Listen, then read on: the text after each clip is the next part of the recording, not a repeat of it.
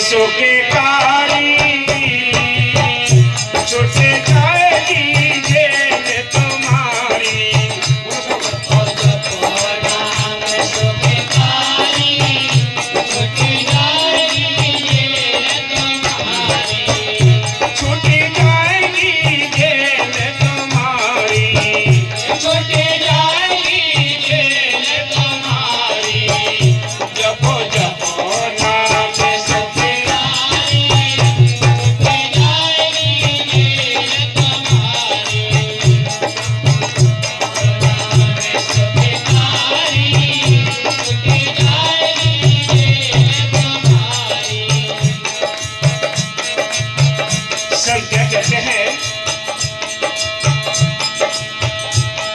ये संसार का सुख है, ये चंद दिनों दिखाई दे रहा है, लेकिन ये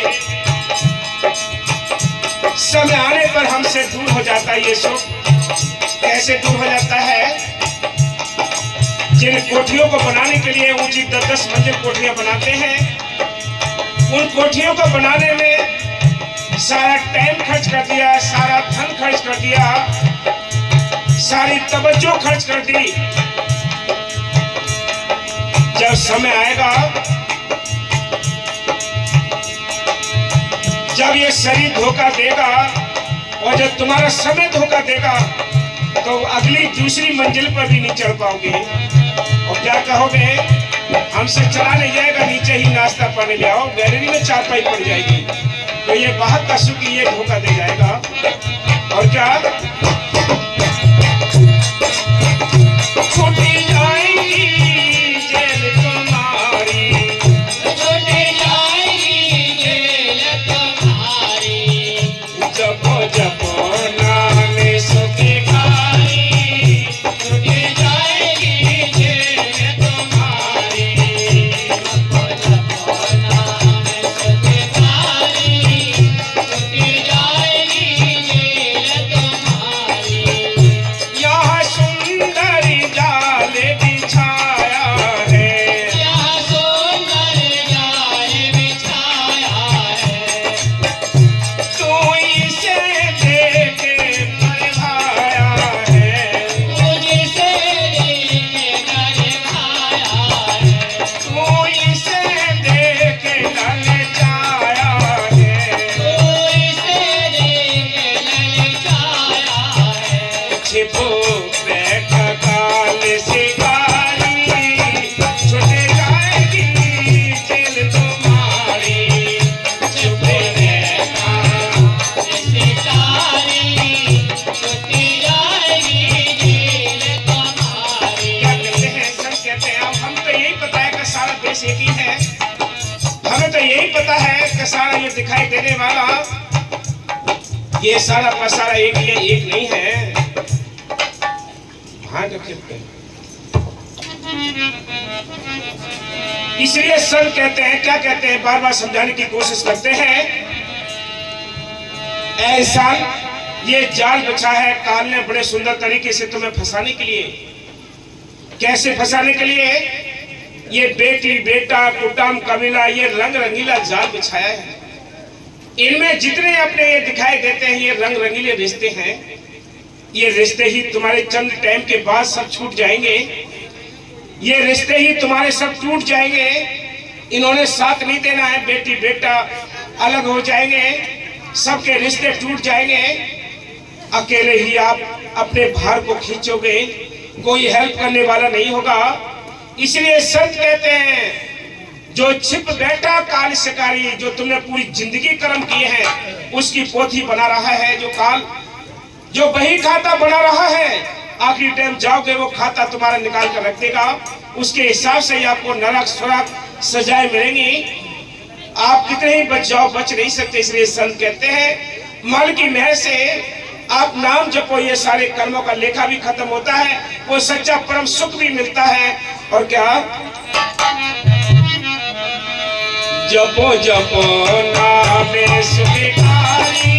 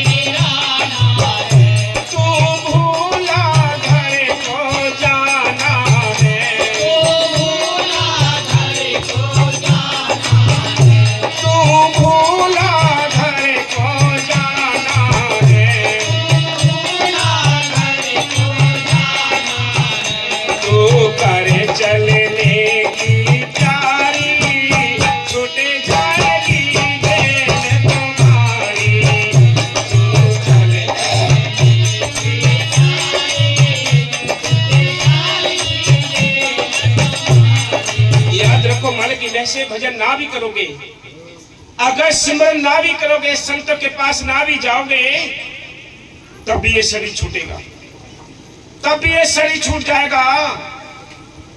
इसलिए संत कहते हैं भजन ना भी करोगे तब भी शरीर छूटेगा, भजन करोगे तब भी शरीर छूटेगा, क्योंकि ये तो नियम है, पुराने कपड़े होने के बाद उतारने पड़ जाते हैं। लेकिन क्या ये देश तो भाई वीराना है, ये अपना देश नहीं, लेकिन जाना कहाँ है ये आपने बात तय करनी है। तू अपने घर चले की तैयारी कर, जो तेरा मालिक तुझे बुला रहा है वो इंतजार कर रहा है कि कोई आत्मा मेरे पास आए। और आत्मा जब भी कदम रखती है मालिक की ओर को, तो मालिक इसको पकड़ने के लिए अपना हाथ बढ़ा देता है। जब हमारा हाथ ही उसके लिए नहीं चलता, वो हाथ हमारा क्यों पकड़ेगा? जिन्होंने उस मालिक के साथ दोस्ती की है, मालिक का नाम जपा है, उसके साथ संबंध जोड़ा है, उनके लिए कुर्बान हुए हैं, उनके मालिक ने हर संभव काम किए हैं, हर पल काम किए हैं। द्रौपदी की लाज बचा दी, मीराबाई को बचा दिया, प्रहलाद को बचा दिया, नरसी का भात भर दिया, सारे भक्तों के उसने काम किए, रंका वंका को ताड़ दिया। लेकिन तुम उसकी जिक्र करके तो देखो, वो तुम्हारी फिक्र करेगा। हम पूरे दिन जिक्र करते हैं घर गृहस्थी की, बेटी बेटाओं की, जमीन जायदाद की, दुनियादारी की जिक्र करते हैं, इस जुबान पर मालिक की जिक्र नहीं आती। अगर मालिक की जिक्र आ जाए तो वो फिक्र क्यों नहीं करेगा? लेकिन हम जिक्र नहीं करते उसकी, हम जिक्र बाहरी दुनियादारी की करते हैं, इसलिए वो दया नहीं करता, इसलिए वो काम नहीं करता। फिर हमें भी भरोसा नहीं है, हम भी ये सोचते हैं कि पता नहीं काम होगा नहीं होगा, मालिक है या नहीं है। इसी उथल पुथल में ही ये समय गुजर जाता है। जिनको एक बार विश्वास हो गया, चाहे उनके शरीर के चिथड़े बिगड़ जाए, लेकिन विश्वास टूटता नहीं। जिनको विश्वास हुआ नहीं है वो छोड़ देते हैं, जिनको विश्वास हो गया, उनको आस्था लग गई, प्रेम हो गया, कोई परवाह नहीं करते। संतों ने लिखा है कि वो मालिक अपने प्यारे भक्तों को 3 दातें देता है, याद रखना। वो 3 दातें कौन सी हैं? गरीबी, निरादरी और बीमारी। ये 3 दातें हैं, कौन लेगा इनको? अरे इनसे दूर रहने के लिए तो संतों के पास जाते हैं, और संत ये कहते हैं कि ये 3 चीजें लेनी पड़ेंगी, तो फिर जाने का फायदा क्या है? उल्टी बात है ना, बिल्कुल उल्टी बात है, बिल्कुल बेसमझ की बात है। लेकिन फिर भी जो मालिक के दीवाने होते हैं, जो मालिक के आशिक होते हैं, उनके लिए ये 3 बातें कोई मायने नहीं रखती। अगर ये मायने रखती तो मोर ध्वज को अपने इकलौता बेटे के 2 टुकड़े ना करवाने पड़े। क्यों करवा दिए? मालिक के साथ प्यारी तो था। इकलौता बेटा यानी राज का यानी चिराग था, उसके 2 फाड़ करवा दिए। किसने करवा दिए? इश्क ने, दीवाने पड़ने। टुकड़े तो लग रहेगा, जरा भी अगर उल्टी सीधी गाली कह दी तो आश्रम में भी झांकते हैं बहुत से। तो कहाँ है वो प्रेम? ये प्रेम नहीं, ये तो तोतला प्रेम है हमारा, ये तोतला प्रेम है, ये प्रेम नहीं है। असल प्रेम तो कोई और है। जोगी जंगम सेवड़ा सन्यासी दरवेश, बिना प्रेम पहुंचे नहीं दुर्लभ सतगुर देश। मालिक का देश दूर है, लेकिन बिना प्रेम की सीढ़ी के कोई चढ़ नहीं सकता। वहां जाने के लिए प्रेम की सीढ़ी चाहिए। ईसा मसीह ने लिखा है, love is God, God is love, यानी मालिक का जो रूप है वो प्रेम है। बिना प्रेम के, बिना दीनता के, बिना नम्रता के कोई अपने घर नहीं गया है। संतों ने अपने आप को कुर्बान कर दिया है, दुनिया ने उनके लिए यानी इतना तंग किया है, सूली पे चढ़ा दिया, खाने उतार ली, लेकिन कभी उन्होंने उफ नहीं कहा। एक मंसूर फकीर जब सूली पे चढ़ाए गए, फकीरों को सूली पे चढ़ाया गया, तो एक आकाशवाणी की लोग उनको पत्थर मार रहे थे सूली चढ़ाने के बाद। जब पत्थर मार रहे थे तो ऊपर से यानी आकाशवाणी हुई कि अगर तू कहे तो मैं इनको यानी ये जमीन आसमान सारे एक कर सकता हूं, कि नहीं मालिक ऐसा ना कर, तू मुझे अकेले के पीछे इतने लोगों को या इस दुनिया को पलटेगा या दुनिया को मारेगा। लेकिन मैं तुझे एक ही भीख मांगता हूं, तू ऐसा कर, अगर तू मेरे पे कुर्बान है, तू ऐसा कर, इनको बुद्धि दे दे बस। इनका गुनाह कुछ भी नहीं है, ये बेचारे अनजान हैं। संत जानकार होते हैं, वो दया करते हैं, हर पल हम पर दया करते हैं, लेकिन हम उन पर दया नहीं करते। उनके बताए जो रास्ते हैं, वचन हैं, उन पर नहीं मानते हम, यानी विपरीत में संतों के उल्टे चलते हैं। इसलिए संत कहते हैं जिनको विश्वास लग गया, जिनको प्रेम लगा, उनको कोई परवाह नहीं रहती। जिनको यानी प्रेम लगा ही नहीं है, उनको परवाह है घर की, गृहस्थी की, बच्चों की, दुनियादारी की है। ये उनको हवा भी नहीं लगी प्रेम की। इसलिए संत कहते हैं ये भक्ति का ढोंग ऐसे रचाएं क्यों, जो असल भक्ति है कोई और है। हाँ जी, जपो जपो नाम सुके कारी, छुट जाएगी जेल तुम्हारी। जपो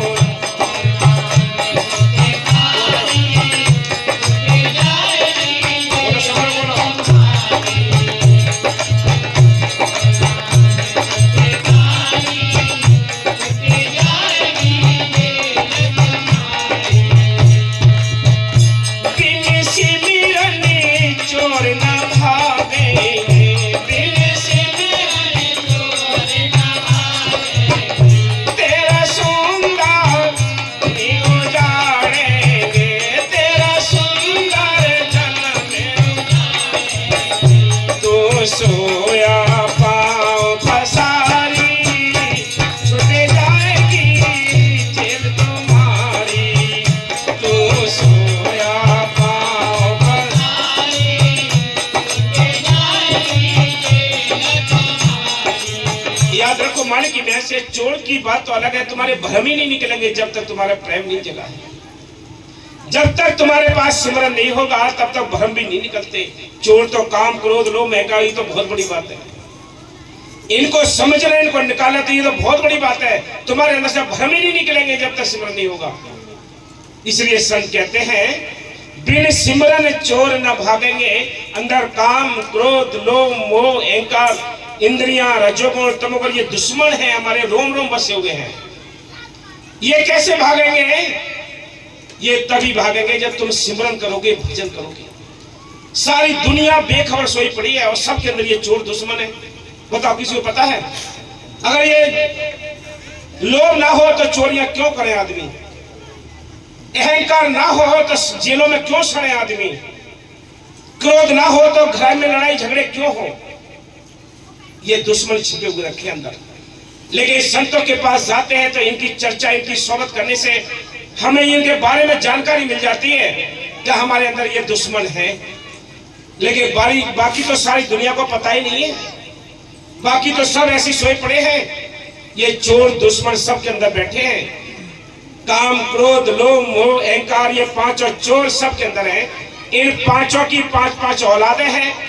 रजोगुण, तमोगुण, सत्वगुण, तमाम तरह के बंदरों में ये आत्मा बंधी पड़ी अकेली। ये कैसे भजन करे, कैसे ये नाम जपे? आत्मा अकेली है, दुश्मन चारों ओर इसके हजारों लगे पड़े हैं। इसलिए कैसे ये अपना काम करें? लेकिन संत कहते हैं बिना सिमरन के। बाबा बकीर साहब जी आज संसार में सबसे बड़े और सबसे पहले ऐसे संत हैं जो यानी हजारों लोगों को, 10-10 हजार लोगों को बिठाकर 10-10 घंटे की क्लास लगाते हैं भजन करने की। बोलो क्यों कराते हैं, क्यों मेहनत करते हैं? किस लिए? कि ये जीव समझ जाए, अपने घर पहुंच जाए। इसलिए संत कहते हैं बिन सिमरन चोर ना भागेंगे। ये चोर नहीं भागेंगे तो तेरा सुंदर चमन उजाड़ देंगे। ये तेरा सुंदर चमन है, आत्मा तेरी बड़ी खुशहाल है, लेकिन इसको नरकों में धक्के खिला देंगे। ये सुंदर चमन उजाड़ेंगे। अरे तू सोया पांव पसारी, तू पांव पसार के सोया पड़ा है। तो ये सोचता है कि ये घर गृहस्थी के काम काज ज्यादा है, लेकिन ज्यादा नहीं है। तेरे बिछाए हुए जाल है तेरे सिर पर, तुझे टाइम नहीं देंगे। ये भजन करने का टाइम ही नहीं मिलेगा। संतों ने लिखा है कि सुख के माथे सिल पड़े जो नाम हृदय से जाए, बलिहारी व दुख का जो पल पल नाम रटाए। कि बलहारी है बदुख की, जो मालिक को याद आता है। ऐसे जो यानी सुखों पर पत्थर पड़ जाए, जो नाम यानी मालिक का भूल जाए, या टाइम ही ना मिले मालिक के लिए, सेवा करने के लिए टाइम ही ना मिले, सत्संग में जाने के लिए टाइम ही ना मिले, ऐसे सुखों पर पत्थर पड़ जाए, ये संतों के फैसले। इसलिए संत कहते हैं जो तुम पे काम धंधों का भी जो बोझ है, ये जाल है, याद रखो ये भी काल का गैवी जाल है, मीठा जाल है। तुम यही तो कहते हो बच्चे कैसे पढ़ेंगे फिर ना करेंगे तुम, लेकिन इसके अंदर भी चाल काल की है। तुम्हें टाइम नहीं देगा वो नाम जपने के लिए, सेवा करने के लिए, और लाचार होकर ये कहोगे महात्मा जी चलिए ना, कल बड़ा काम पड़ा था, आलू भरे, धान काटे, गेहूं बोए, ये करे वो करे, तमाम काम करा दोगे।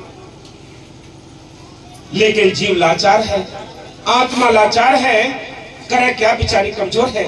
इस आत्मा को ताकत देने के लिए संतों ने नाम की बूटी पिलाई है। क्या कहते हैं वो, अरे तेरी काया रहे मस्त नाम की पी ले रे बूटी, ब्रह्मा पी ले, विष्णु पी, और पी सकती दास कबीरा ने ऐसी पी, आवा गवा छुटकी के मालिक की महर से संतों ने वो नाम की बूटी आपको दी है। जो नाम जपने को दिया है उसको जपोगे तो आत्म बल बढ़ेगा, तब इन दुश्मनों से लड़ने के लायक बनोगे, न कमजोर होकर इनके हाथ चढ़ जाओगे। हाँ जी, जपो जपो नाम सुखे कारी, छुटी जाएगी जेल तुम्हारी। जपो जपो नाम सुखे कारी, छुटी जाएगी जेल तुम्हारी।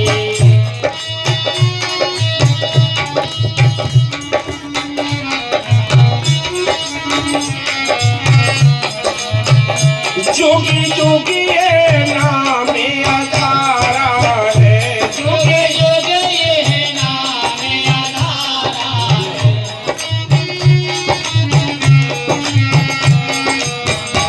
जोगी जोगी है नाम आधारा है,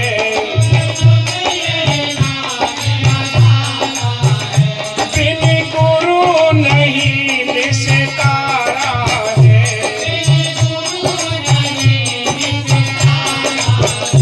चले भक्त गुरु बलिहारी, छुटे जाएगी जेल तुम्हारी।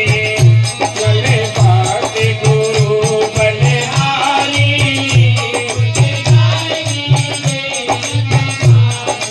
सब कहते रामायण के अंदर लिखा हुआ है कि कलियुग केवल नामाधारा, सिमर सिमर नरोत्तम पारा। कि जब ग्रंथों के अंदर लिखा हुआ है फिर क्यों मत्था मारते हो बाहर। संतों ने लिखा है कि कलियुग केवल नामाधारा, सिमर सिमर नरोत्तम पारा। बिना सिमरन के किसी का उद्धार नहीं है। तो बाहर के कर्म कांड करने में क्या फायदा होगा, बाहर के पूजा पाठ करने से क्या फायदा होगा, बाहर के ये भूत प्रेतों को पालने से क्या फायदा होगा। नाम जपने से मुक्ति का रास्ता मिलना है, और कोई रास्ता है ही नहीं। इसलिए संत कहते हैं ये समय है, इस समय की कदर करनी है और क्या करना है। हाँ जी, जपो जपो नाम सुखी कारी, छुट जाएगी जेल तुम्हारी।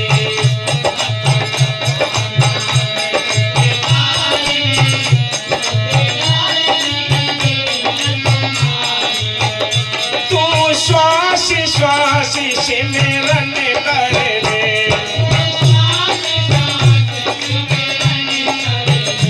गुरु की मूरत चित में धर ले,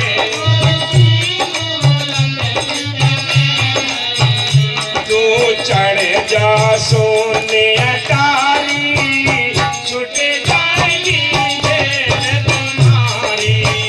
तू चढ़ जा सोने अटारी,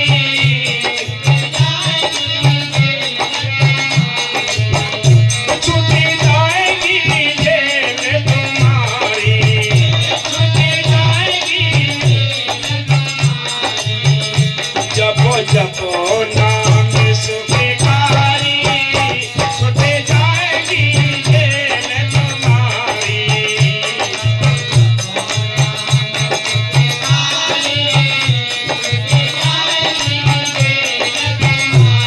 क्या कहते हैं, नाम कोई पूजा पाठ जब किए जाते हैं तो उनके लिए सारी सामग्री तैयार की जाती है। भाई घी भी चाहिए, सामग्री भी चाहिए, लकड़ी भी चाहिए, आग भी चाहिए, लौंग भी चाहिए, जायफल चाहिए, तब कहीं जाकर पूजा शुरू होती है। लेकिन संतों का जो मौके का करंटदार नाम होता है, उसके लिए कोई बाहर के कर्म कांडों की आवश्यकता नहीं होती।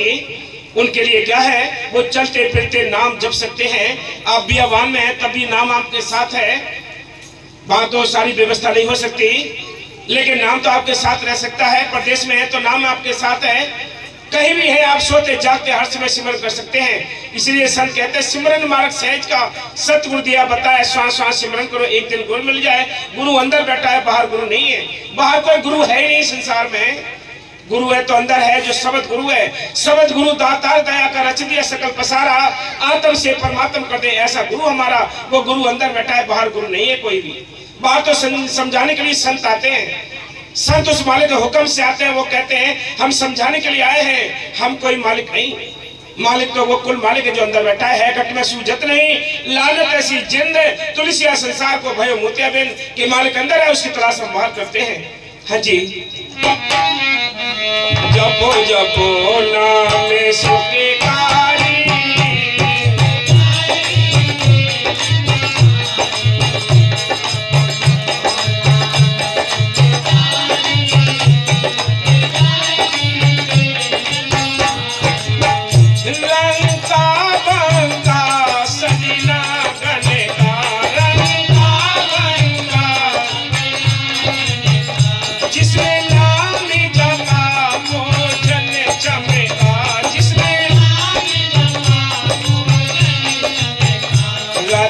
श्याम गुरु बलहारी, छूट जाएगी फिर तुम्हारी। श्याम गुरु बलहारी,